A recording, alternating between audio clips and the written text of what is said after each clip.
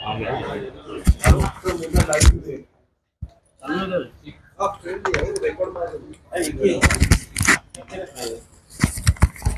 है।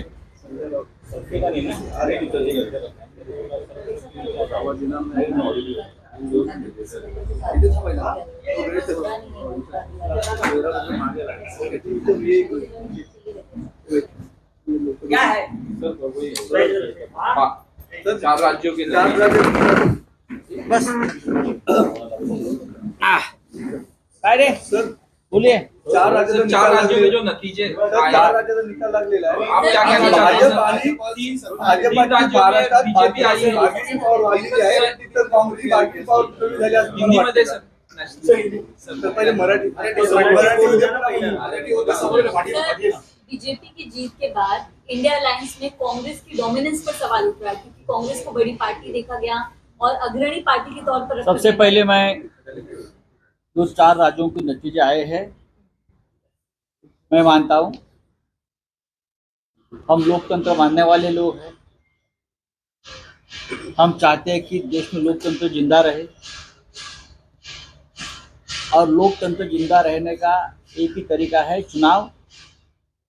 विपक्ष इंडिपेंडेंट चुनाव बॉडी चुनाव लेती है और जो निर्णय आता है वो स्वीकार करना चाहिए, चाहे ईवीएम से हो चाहे बैलेट पेपर से। तो कल जो ईवीएम के माध्यम से जनादेश मिला है, ईवीएम आदेश, तो भी हम लोकतंत्र का आदेश मानकर स्वीकार करते हैं, चाहे ईवीएम पे विश्वास हो या न हो। लोग तो आश्चर्य और आज भी सदमे में है कल के रिजल्ट के बाद भी, खास करके मध्य प्रदेश, छत्तीसगढ़। लेकिन ईवीएम का जनादेश है।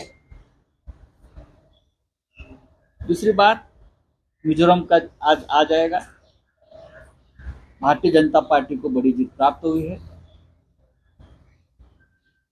अगर जीता है तो हम उनका अभिनंदन करेंगे, जीते हैं तो, चाहे मोदी जी हो, चाहे अमित शाह जी हो, चाहे नड्डा जी हो। तेलंगाना का भी निर्णय बहुत ही महत्वपूर्ण है। वहां भी मोदी जी गए थे, वहां भी अमित शाह ने डेरा डाला था, वहां नड्डा साहब भी गए थे, पूरी बीजेपी वहां भी उतरी थी। फिर भी बीजेपी को 10 सीटें भी नहीं मिली है, और वहां राहुल गांधी ने तेलंगाना में बहुत जोर से प्रचार किया था, और राहुल गांधी और उनकी पार्टी की जीत हुई, उनका भी अभिनंदन। अब आपका जो सवाल है किसका डोमिनेंस बड़ा है, किसका एरोगेंस बड़ा है, किसके बार्गेनिंग पावर बड़ी है, वो हमारा प्रश्न नहीं है। कल के निर्णय और निकाल के बाद भी इंडिया अलायंस मजबूती से खड़ी रही। 6 दिसंबर को इंडिया अलायंस की दिल्ली में महत्वपूर्ण बैठक कांग्रेस के अध्यक्ष खड़गे साहब के घर पे है। मैं इतना कह सकता हूं कि महाराष्ट्र से शिवसेना पक्ष प्रमुख, पार्टी चीफ उद्धव ठाकरे जी उस बैठक में शामिल होंगे। दिल्ली में बातचीत होगी जो करनी है। इंडिया अलायंस के कुछ हमारे जो सदस्य हैं उनके कुछ गिले शिकवे है ये 5 राज्यों के बारे में, खास करके जब बड़ी पार्टी होती है कांग्रेस जैसे अपने राज्य में, तो उस राज्य में जो छोटे छोटे घटक है उनको विश्वास में नहीं लिया। अगर आपको ये गठबंधन आगे लेकर जाना है तो पार्टी छोटी हो या बड़ी हो, अपने राज्य में सबको साथ लेकर हम चले जाते तो शायद, मैं ये नहीं कहूँगा कि पूरा निर्णय बदल जाता या जनादेश बदल जाता, लेकिन जरूर कुछ अच्छा फायदा हो सकता था। अब महाराष्ट्र में क्या होगा, बदल जाता, लेकिन जरूर कुछ अच्छा फायदा हो सकता था। अब महाराष्ट्र में क्या होगा, जो शिवसेना के बारे में हुआ था 2014 में, जब मोदी जी की लहर आई और शिवसेना के साथ अलायंस तोड़, आपको याद होगा 2014 में विधानसभा में।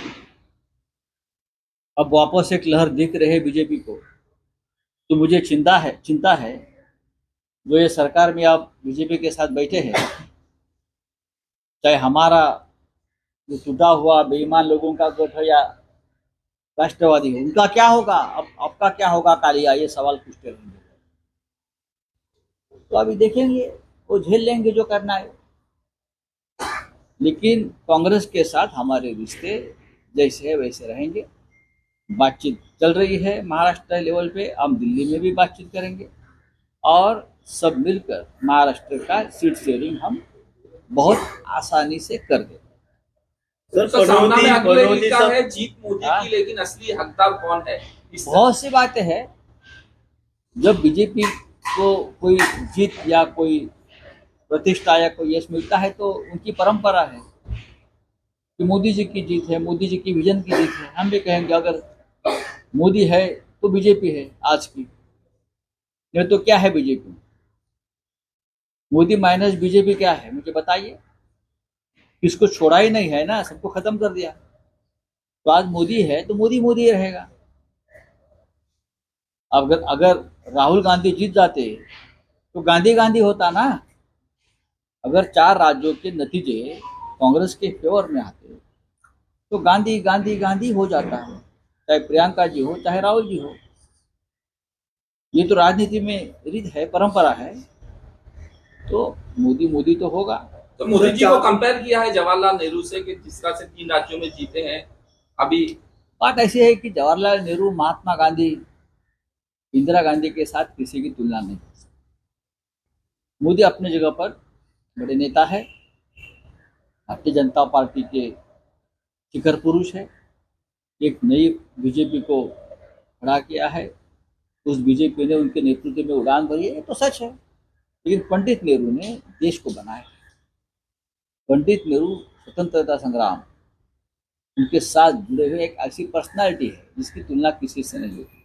महात्मा गांधी एक अलग पर्सनालिटी है, लाल बहादुर शास्त्री, इंदिरा गांधी, ये अलग अलग पर्सनालिटी है। अपने अपने समय बड़ा काम करके चले गए ये लोग, वो हमेशा याद रहेंगे। मोदी जी भी याद रहेंगे। सर चार राज्याचा सर, 4 राज्याचा निकाल लागलेला आहे.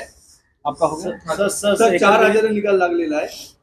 महाराष्ट्र असं वाटतं की भाजपची बार्गेनिंग पॉवर वाढणार आहे, कारण की दोन्ही गटात हे बघून हे पहा, 4 राज्यांचे निकाल पूर्णपणे आता हातामध्ये आलेले आहेत. निकाल आश्चर्यकारक जरी असले, अनपेक्षित असले, तरी आम्ही लोकशाही मानणारे लोक आहोत. लोकशाहीमध्ये अशा प्रकारचा जनादेश जरी आपल्या विरोधात गेला तरी फार आकांडतांडव न करता हा जनादेश स्वीकारायचा असतो, लोकशाहीचा सन्मान करायचा असतो. काल 4 राज्यांच्या निकालामध्ये 3 राज्य काँग्रेस बीजेपीकडे गेली आणि 1 राज्य तेलंगणा हे काँग्रेसकडे गेलं. मध्य प्रदेशचे निकाल फक्त आश्चर्यकारक नाहीत, ते धक्कादायक. इंडिया आघाडीच्या मुंबईतल्या बैठकीत, इंडिया आघाडीची मुंबईत बैठक झाली त्यावेळेला दिग्विजय सिंग हे मुंबईत होते आणि त्यांची अशी भूमिका होती की ईव्हीएम संदर्भात इंडिया आघाडीच्या बैठकीत चर्चा व्हायला हवी. हे सगळं संशयास्पद आहे.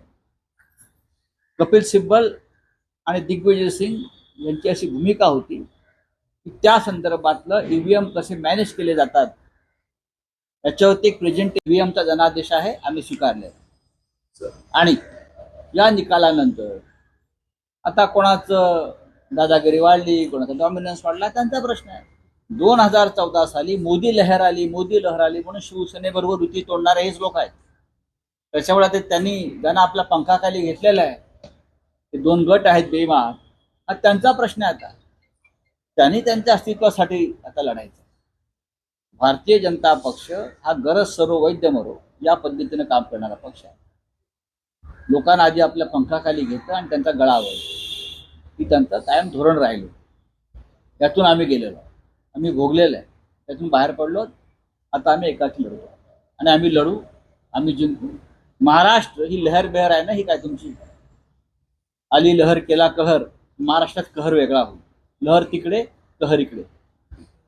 तो आपल्याला महाराष्ट्र में मैजिक नहीं चलेगा. महाराष्ट्र में सिर्फ मैजिक चलेगा तो उद्धव ठाकरे साहब और शरद पवार साहब का मैजिक चलेगा. सर महाराष्ट्र में महाविकास आघाड़ी का मैजिक चलेगा. ये महाराष्ट्र है, ये धृतराष्ट्र नहीं है। हाँ, ये धृतराष्ट्र नहीं है, महाराष्ट्र है, इतना मैं बोल रहा हूँ। सर आपने बोला एक चुनाव बैलेट पेपर पे कराएं और ये बात ऐसी है कि बीएमसी कल के चुनाव भी कराएं।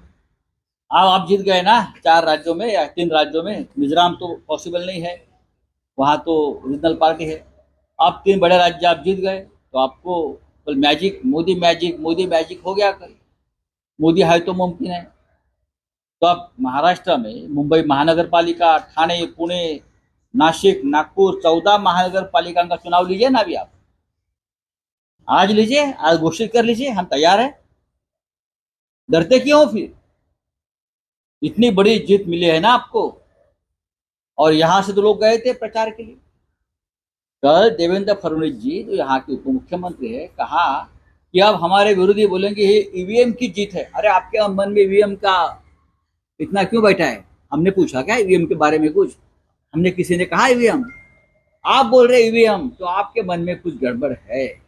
तो मेरा ये चैलेंज है, एक चुनाव सिर्फ बैलेट पेपर पर लेने की हिम्मत दिखाई। एक चुनाव, कौन सा भी चुनाव, चाहे विधानसभा का हो चाहे लोकसभा, लीजिए बैलेट पेपर पर चुनाव।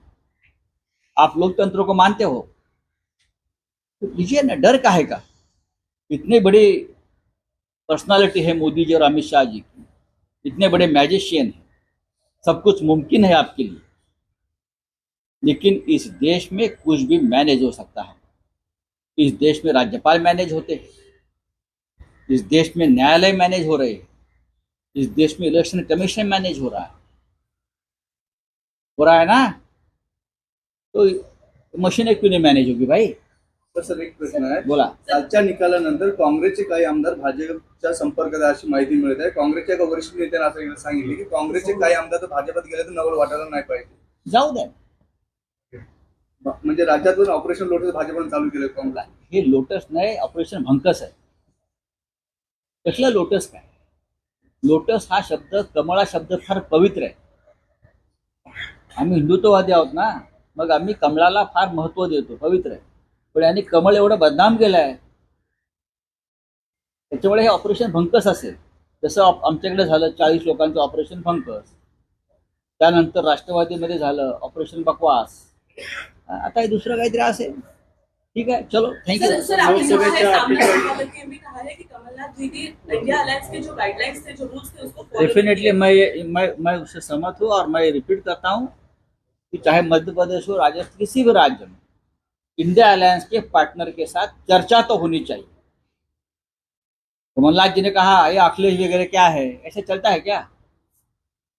ऐसा नहीं चलता है। हम इंडिया अलायंस में है, आप बड़ी पार्टी है मध्य प्रदेश में, फिर भी अपने राज्य में अगर किसी की, म्हणजे राज्यातून ऑपरेशन लोटस भाजपने चालू केलं काँग्रेस। हे लोटस नाही, ऑपरेशन भंकस आहे।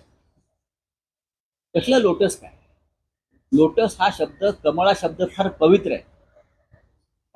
आम्ही हिंदुत्ववादी आहोत ना, मग आम्ही कमळाला फार महत्व देतो, पवित्र आहे। पण यांनी कमळ एवढं बदनाम केलंय, त्याच्यामुळे हे ऑपरेशन भंकस असेल। जसं आमच्याकडे झालं 40 लोकांचं ऑपरेशन भंकस, त्यानंतर राष्ट्रवादीमध्ये झालं ऑपरेशन बकवास, आता हे दुसरं काहीतरी असेल। ठीक है, चलो थैंक यू। सर आपने कहा है, सामने वाले भी कहा है कि कमलनाथ दीदी इंडिया अलायंस के जो गाइडलाइंस थे, जो रूल्स थे, उसको फॉलो डेफिनेटली मैं उससे सहमत हूँ। और मैं रिपीट करता हूँ कि चाहे मध्य प्रदेश हो, राजस्थान, किसी भी राज्य में इंडिया अलायंस के पार्टनर के साथ चर्चा तो होनी चाहिए। कमलनाथ जी ने कहा ये अखिलेश वगैरह क्या है, ऐसे चलता है क्या? ऐसा नहीं चलता है। हम इंडिया अलायंस में है, आप बड़ी पार्टी है मध्य प्रदेश में, फिर भी अपने राज्य में अगर किसी की ताकत है 2-4 डिस्ट्रिक्ट में, तो उनसे बात होनी चाहिए। महाराष्ट्र में हम भी बात कर रहे हैं ना कांग्रेस से और सबसे, क्योंकि हम ये गठबंधन का धर्म मानते हैं। जब बीजेपी में थे तब भी हमने धर्म को पाला है और आज भी हम पालते। सर तुम्ही काल मध्य प्रदेश निकालून कमलनाथ यांना वतनदार असं म्हणलाय, कुठेतरी महाविकास आघाडीमध्ये ठिणगी पेटेल का या वक्तव्यानं? अजिबात नाही। सगळ्याच पक्षातल्या वतनदारांपासून आता लांब राहायची वेळ आलेली आहे। Sir in English it's gonna be for sir English में एक बघा ना, सर आम्ही संध्याकाळी दिल्लीत जाणार। इंग्लिश